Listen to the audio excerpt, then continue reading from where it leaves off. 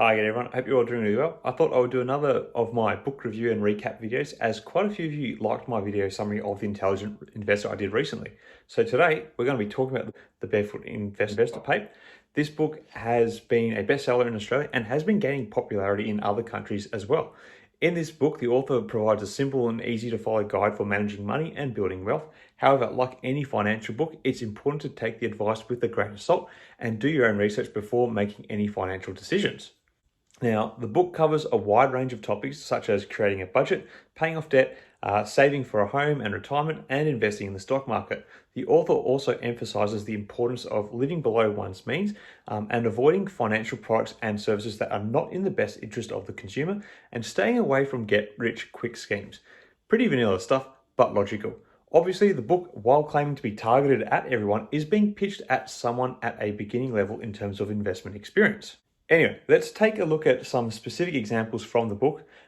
In the chapter on budgeting, the author suggests setting up separate bank accounts, one for bills, one for savings, and one for spending. He refers to these as having buckets of cash. By doing this, you can easily see where your money is going and make sure you're setting aside enough to pay your bills and save money along the way. Another example is in the chapter on debt. The author suggests the debt snowball method, where you focus on paying off the smallest debt first and then using the extra money to pay off the next smallest debt and so on. By doing this, you'll see progress faster and it will motivate you to keep going. There is logic to this as well, as small debts often attract a higher interest rate, and people adopting this method will get that mental sense of achievement each time they eliminate one of their debts. Debt is one of my big criticisms of the book, and I guess shows why it is very much pitched at someone with a very little investing experience or knowledge, as debt is also a great instrument for building wealth when used effectively.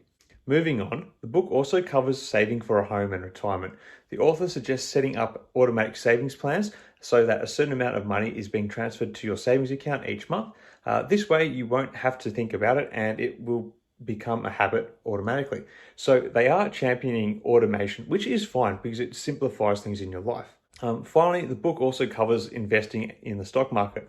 The author suggests a low-risk passive investment strategy such as index funds through superannuation, as well as buying a listed ASX holding company that trades under the ticker symbol AFI. This way, you'll be able to achieve long-term growth without having to constantly monitor your investments.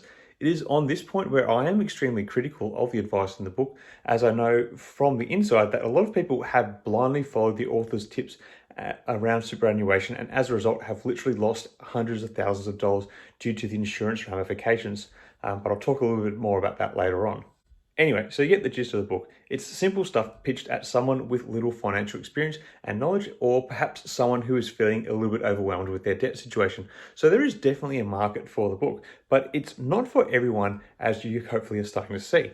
On that note, let's talk about some of the criticisms of the book. One of the main criticisms is that the book's advice is overly simplified and may not be suitable for everyone. The book's focus on a one-size-fits-all approach may not take into account the unique financial situations of different readers. This is a valid point, as everyone has different financial goals and priorities. It's important to remember that the book is a guide, and it's always a good idea to consult a financial professional before making any major decisions, or at least making sure you're totally across the ramifications of that decision. Another criticism is that the book's investment advice is not suitable for more experienced investors. The book's focus on low-focus passive investment strategies may not be enough for those looking for more aggressive or higher return investments. This is also true, as the book is targeted to a more general audience and may not provide enough information for experienced investors.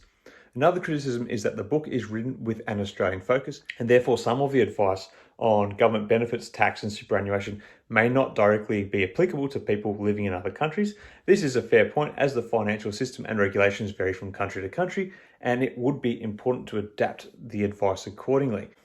And this is one thing I found astounding, that the book has been growing with such popularity in other countries because the investments, tips and advice in the book is very much targeted to an Australian investor. Anyway, additionally, some readers have taken issue with the author's style of writing, which they found to be too casual and overly simplistic. This is really a matter of personal taste and preference, and some readers may find the author's writing style to be easy to understand and engaging. I personally wasn't bothered with it. In fact, the writing style perhaps makes the book's information far more accessible. Considering I just reread The Intelligent Investor, it was a huge come down in the level of complexity that I had to interpret. Now, it's important to remember that with any book or even with any financial advisor, they should be taken with a grain of salt.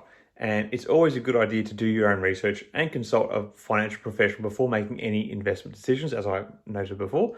Most have different ideas on what people should do with their money, and at times may not be a great match for what you expect to get out of them. So it is important to do your own homework as well.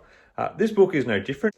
As alluded to earlier in this video, I have actually made a video in the past being critical of a major point in the book, which is still a glaring problem in more recent editions of the Barefoot Investor, and that is regarding insurance around superannuation recommendations made in the book. Now, if you are Australian and have a superannuation account and may be tempted to act following on from the reading the book regarding maybe changing potentially to a fund like Host Plus, it may be very well worth having a look at what's said in that video, because it could potentially save you hundreds of thousands of dollars down the track. Anyway, and with that, we've basically come to the end of this recap and review of The Barefoot Investor by Scott Pape. Let me know your thoughts in the comments below. Also, if there's another book you think I should take a look at and review in this financial space, mention a title in the comments and below, and I'll see what I can do. Till next, everyone, take care. Cheers.